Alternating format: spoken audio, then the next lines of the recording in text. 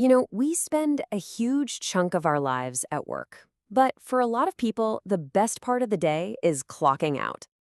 So today, we're digging into this kind of radical idea from the book Happy Hour is 9 to 5. The idea that you can be genuinely, truly happy at work. We're going to uncover the practical keys to make that a reality for you, no matter what your job is. Okay, you know that feeling, right? That Sunday night dread when Monday morning feels like a storm cloud on the horizon. But what if it didn't have to be like that? This explainer gets right to the heart of a massive question. Is actually being excited to go to work on a Monday just total science fiction? Well, it turns out it might be way more possible than you think. So to really get this, we've got to borrow a word from the Danes. Arbeidsglæde. Now, this doesn't just mean happiness at work, like from the free snacks or the holiday party. No, it means the happiness that comes directly from the work itself, that deep satisfaction you get from a job well done. And what's really fascinating is that this feeling is contagious. It's wild. Our brains have these things called mirror neurons. So when we see a coworker who is genuinely lit up by their work, we're actually wired to feel a bit of that joy too. It creates this amazing positive ripple effect. Okay, so why does cracking this Monday problem even matter so much? Well, because this Arbeitsgläde thing, it's not some fluffy, nice-to-have luxury. Nope.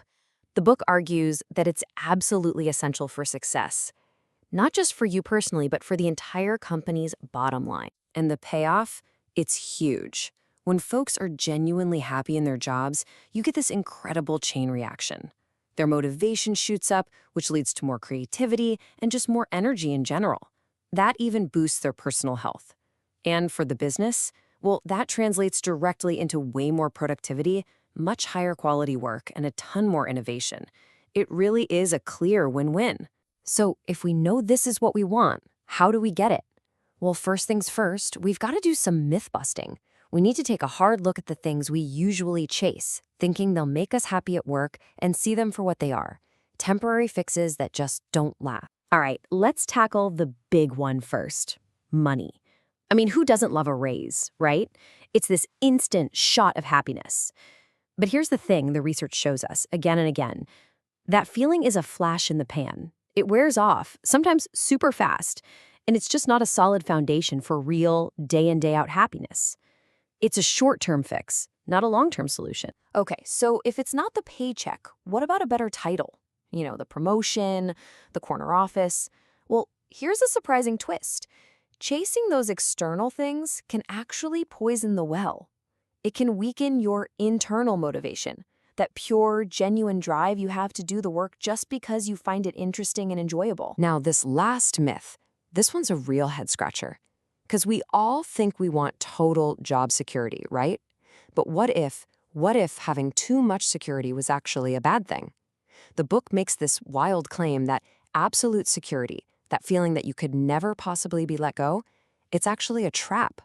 It can make you complacent, apathetic, and it just kills your motivation to grow and get better. Turns out, we actually need a little bit of a healthy challenge to thrive. So, okay, if money's a myth, titles are a trap, and too much security is a bad thing, what's left? What actually works? Let's get into the good stuff. The real, lasting keys to unlocking happiness at your job. The good news is, the book breaks it all down into 3 simple, powerful pillars. These are the real deal, the things that create that sustainable Arbeitsgläde we talked about. It's all about cultivating positivity, finding meaning, and building relationships. So let's dive into each one. All right, key number 1, cultivating positivity. And listen, we have to be super clear here. This is not about slapping on a fake smile and pretending problems don't exist. It's about consciously choosing a constructive outlook. In fact, study after study shows that optimists get better results because they're hardwired to look for solutions instead of just getting stuck on problems. So how do you actually do this? What does it look like? Well, a huge tool is praise, but not that, hey, good job kind of praise we throw around. No, it's got to be sincere, specific, and right on time. It's about creating a culture where people genuinely notice and celebrate each other's work. The book even talks about fun, creative things companies do, like giving out an Order of the Elephant Award, just to make recognition a real, memorable event. Okay, the second key is a big one. It's about finding meaning in what you do. This means going way beyond your daily to-do list. It's about stepping back and asking, why does this matter? Who am I actually helping with this work? Or, as we're about to see, it's about figuring out what cathedral you're building. There's this classic story, right? The three stonemasons. So you walk up to the first guy. He's just hammering away. You ask him, hey, what are you doing? He just kind of grunts, I'm chipping stone. That's it. He only sees the task, the hard, boring labor right in front of him. Then you walk over to the next guy. Same exact job. You ask him, what are you doing? And he says, I'm earning a living. You know, a bit better. It's practical, but there's no fire there, right? No inspiration. And then you find the third stonemason. You ask him the same question, what are you doing? And he looks up, his face just lights up, and he says, I'm building a cathedral. Same job, same stone, totally different world. That's the power of connecting what you do every day to a larger, meaningful purpose. And that brings us to our third and final key. And it's all about the people around you. Think of it like this. You can be passionate about your work, but that passion gets multiplied like 10 times over when you have great relationships with your colleagues. The human connection is a massive happiness amplifier. And here's the cool part. You can build this on purpose. Take Southwest Airlines. They're literally nicknamed the Love Airline because they famously hire for attitude first and skill second. They build that friendly culture from the ground up. But it doesn't have to be a big corporate thing. It often boils down to what the book calls random acts of kindness. Those small, positive things we do for each other that over time weave a really strong team fabric. Okay, so we've got the three keys: positivity, meaning, and relationships. But that leads to a really important question. Whose job is all this anyway? Is it your manager's responsibility, the CEO's, or is it on you? Well, the answer is it's a partnership, but with really clear roles. Look, leaders have a job to do, for sure. They have to create a safe space, build trust, and lead by example. They have to set the stage. But, and this is the big but, they can't make you happy. The final step, the choice to take initiative, to own your attitude, that part is all you. The book is crystal clear on this. The spark, that's got to come from you. There's this amazing story in the book about these nurses who were totally demotivated. Their leadership just wasn't helping. So you know what they did?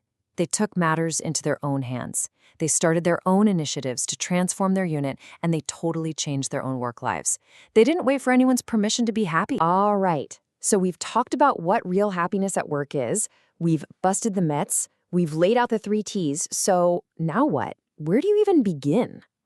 Let's bring it all home and talk about the first small step you can take right now. You know, if you take away just one thing from all this, let it be this. Being happy at work, it isn't science fiction, it is absolutely achievable, it's profitable for everyone involved, and most of all, it is a conscious choice. It has way less to do with your paycheck or your title and everything to do with your mindset and the actions you take every day. And that brings us to one last question, a question just for you to think about. Looking at everything we've covered, what is one tiny, simple thing you could do today, right now, to start building a little more of that Arbeitsglätte in your own job? Maybe it's giving a really specific compliment to a coworker. Maybe it's just taking 2 minutes to think about the cathedral you're building. Whatever it is, the power to start is 100% in your hands.